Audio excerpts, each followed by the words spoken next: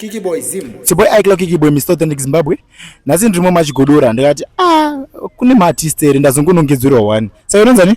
Lixman baba AK47 futhi inopedza basa inopedza. Yeah man. Saka unomba type of music?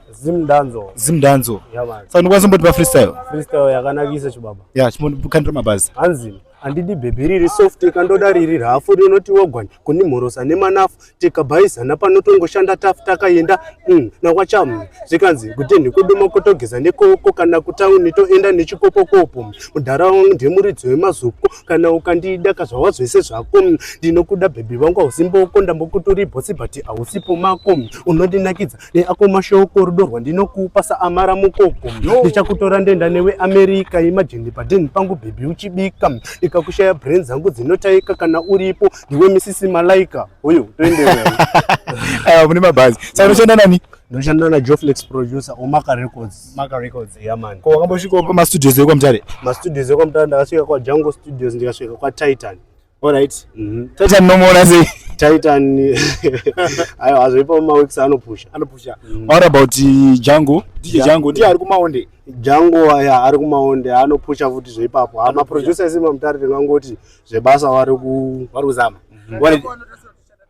Iwo rasinoshanda nani umweni usati washanda naye? Wanduri Mamutare rekana kuti Mamutare topotangira Mutare then tozoona ko Harare tisati so far banani mborina wacho. Jungle Studios, Joflex producer, Big Tunes. Munhu anenge ari ake business ari but hakuna Joflex kuzoti kune zviri. So ndamubvunza mukomo. Makamborera pa radio ere?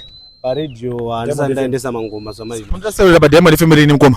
Anytime inde kana ndikangoita settled pazvinhu zvangu zvandiri. Chichodo settle iwewe. Chandoda kusettle inini chekunyanya kutanga ndirutsvaga munhu anokwanisa kundimaketa achinipusha zvekutoda. Alright, muchida kupushwa goma ndeopi favorite DJ wamunofarira pa Diamond FM? Tina DJ Lampi, tina Pretty Puru, tina Taita Tindo, tina na Ruby. Yeah. Wana Speedo ana Anti Majori. Ndio pa munotasira kuzotasi kutibatsira naona yeye achibatsira. Kuna ndozombozo wangu Speedo anogona kunga. Opuru. Weso anoziya basa. So shout out to my DJs pa Diamond FM. Yeah. But amsati maendesa ngoma. Andisandaendesa ngoma. Chekutanga kuendesa ngoma kwacho unoziva kunoendeswa sei masongs.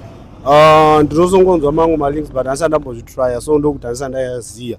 Kuti ndozvifambisa sei but saka machigodona ndiana rupedza paZimdanzo. Kuti nditaure ndiana arupedza kana kuti arupedzera mumwe handingakwanisi kurespecta mumwe artist ndiri mumwe artist tinongoti tinofambirana semafambirana. Ndaenda muRezimbabwe.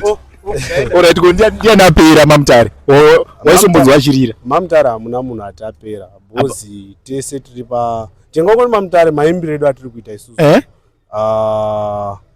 ndakazvitarisa zvangu tichiri neka 1 ingati 1 chi ameno kamuitira kati boss toda kutombonyatsobatwa zvakanaka toda maproducers ane rudo nesusu kuti kwasoti ko Setega nomuziya. Setega ndowaziya ndakatomborekodha song yangu ikoko pa Rhythm rawagadzira pawakambovhura studio machigodora. Alright. Gadzira Rhythm Rise short ipapo.